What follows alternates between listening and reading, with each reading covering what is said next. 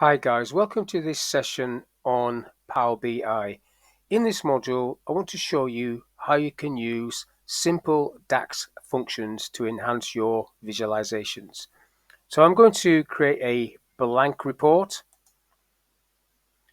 and what I want to do is bring in three separate but related Excel files. So I'm going to click on the Excel option here,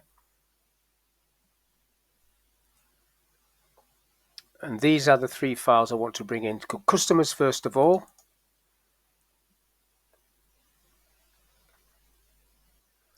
So there's the customers table. If I tick that one, that's what I want. Give you a little preview in a second. There's not a lot of data there, but that's it. So I'm just going to load that data. I'm not going to transform it. There's the first table loaded up. So now I'll go through this option to get the other two. Products, open, and there are the three tables. Now if I just go across to tables view, you can have a look at what's in each table. So a list of customers on this customer table. Products table is a list of products with some prices, and then the sales table has got some sales data like so. Now these three tables are related, so if I go into the model view, it should have picked up the relationships. So if I move products out of the way a bit, you can see that it's picking up the relationships from each of these tables. So basically, one customer can have many sales and one product can be sold many times. These are one-to-many relationships, and it's picked those up from the Excel files. So if I go back to the table view, what I want to do first of all is a simple, on the products table I'll go for, is a simple measure using a sum DAX function. So I've got sales price here. I want to know what the total sales price is. So I'm going new measure. Now I can do new measure from there.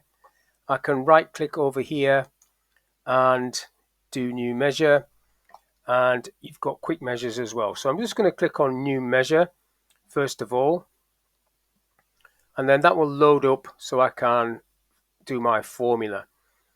So the sum function works in exactly the same way as an Excel function would work. So I need to give it a name though. So this is going to be total price, total sales price, I'll call it. That's the name of the measure. And then after that, I need to do sum and open the bracket. And then it will ask me, what do I want to add up? So I want to add up this products table, but I want to add up the sale price. So the total sales price is that. Close the bracket, press enter, or you can click the little tick, which means commit, and then that will create a measure. Now that measure is sitting over here. Now to use that measure, you need to go to your report view and create a visualization. So if I create a table and then tick that measure on, you will get a figure which will be the total sales figure, which you can see there. Now it's not formatted to anything, but if I click on this, it will bring up this measure tools, and I can then select from here that I want this in to be pounds. So that'll give me the same information but in pounds. So there you go, it's in pounds. So that's the total of all the sales price.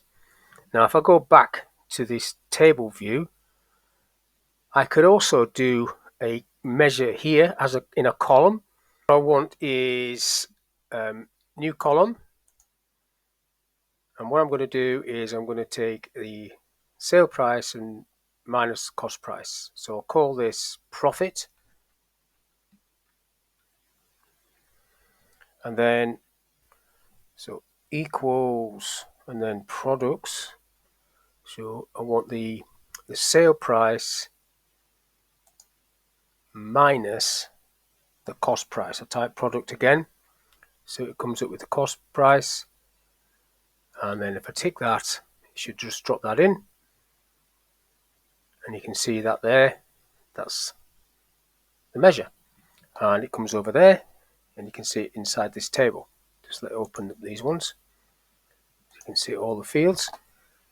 Now if I go to the visualizations, you can utilize any of these measures anywhere you want. So that's the one that we did before, and I can create a measure here as well. But I want to just go back to the tables, and I want to have a look at the sales table, because in the sales table I've got some dates, and I want to add a column that's going to tell me the day of the week that these dates were. So if I go and click on new column, and I'm going to use the weekday function, so it's similar to Excel. So the measure, I'll just call it days, then I'll go equals. So it's going to be the weekday function, so it's exactly the same as the Excel one, so weekday, that one. And I need to refer to this column, which is in the sales table. So if I type sales, it's sales date, and I want this to be the day. I want the weekday to start at a particular number. So if I do a comma, one will be Sunday. So if you go and follow that across, it tells you what that is. Whereas the next one down, 2, if you follow that one across, it would start on a Monday. But I do want it to be 1. So if I close the bracket on that, press enter, that should just drop numbers in there for the day of the week. So that date there is a Sunday, but I want that to say Sunday or sun.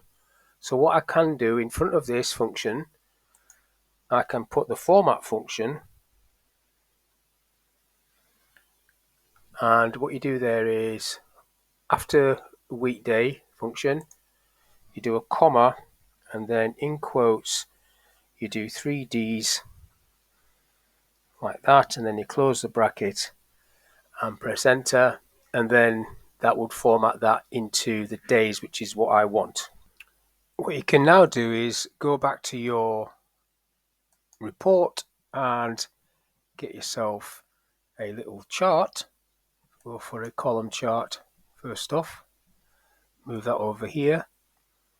So now if I go for on the sales, I've got my days, and let's go for quantity in here, and I don't need that on there, let's take that off. So that's the one I want, get there in the end. So this tells me that Sunday's my best day, which is probably highly unlikely, but there you go, that's what that does.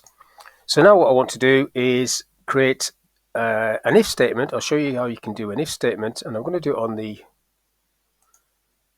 products table. So I'll click on products. So I've got products here. In fact, let's have a look at sales. So I can do it on the sales table. So I'll go for quantity.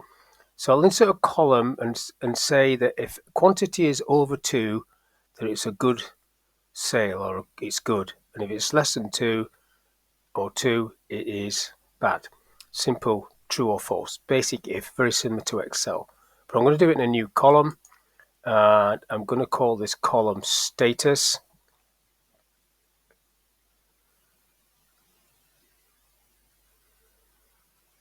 Wait for the measure to come up. So calling it status.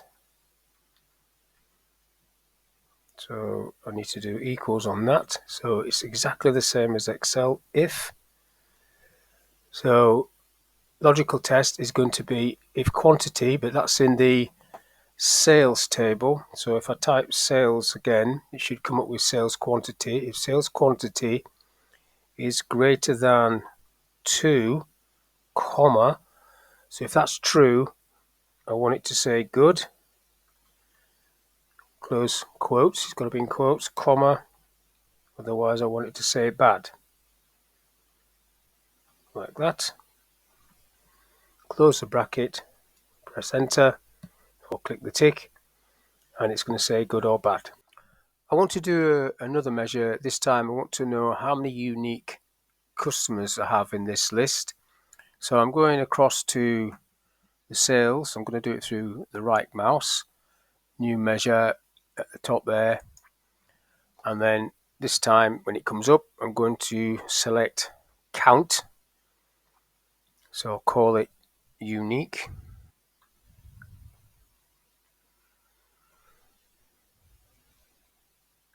So count, as soon as you start typing count, you've got distinct count, and then it lists all of these, and I want the customer ID field, customer ID, but I want it in this sales table. So sales table customer ID, and then close the bracket at the end there, press enter on that. That will create the measure. Doesn't add a column, that's not what I'm after. If I go to the report window, get myself on there, click a little table, and then you've got your unique, spelt it wrong but it doesn't matter, it's telling me I've got 9 unique customers. Just leave that like that, nice and neat. Now there's another function that you can use which will calculate across tables, because this data model is related, all of these tables are related, so you can refer to fields in different tables, and there's a couple of functions that can do that. You can use the calculate function, or you can just try a function yourself to see if that works. So if I go new measure at the top here, it'll come up with a window for me, and I'll call this, what I want to know is what the total profit is, so quantity times sales price, so quantity from this table times sales price. So I'll call this total profit, and then do equals. So I'm referring to the sales table. So if I start with sum, so I can get the sales table. So quantity, that, closing the bracket for the sum, then just doing a times, and now I want the product sale price. So I'm going sum again. This time I want the product sale price. That one. Close the sum bracket on that one. And then so I've got sum open and close, sum open and close. Just press enter on that. Let's see what happens. So if I create myself a little table, like so, I'll just bring that over here. And let's say I want it by customer. So let's go for customer name. That'll list the customers, and then there's my, and that's it there, total profit. If I tick that, it's going to give me that 74,000 and listing what each company's got. If I want that just in one single cell, I can just take off customer name. That gives me that figure, that total figure there. Put it back on, you can see that. Now it's gone the other way around because I've ticked it on and off, so you can just move these up and down. If you just move these, pull them around so you can see the way you want it. If I take that one off, let's see what happens if I put product name on there. Again, you just pull it down so it's in the right order for yourself. So that's giving you the same total but by product. You probably would have that in a different visualization or visual, and then you just move that to wherever you want it to be. So that's all I want to talk about in this little video, how you can use some simple DAX functions to enhance your BI report. So hopefully this little video has been of use. Thank you for your time, and I'll catch you in the next one.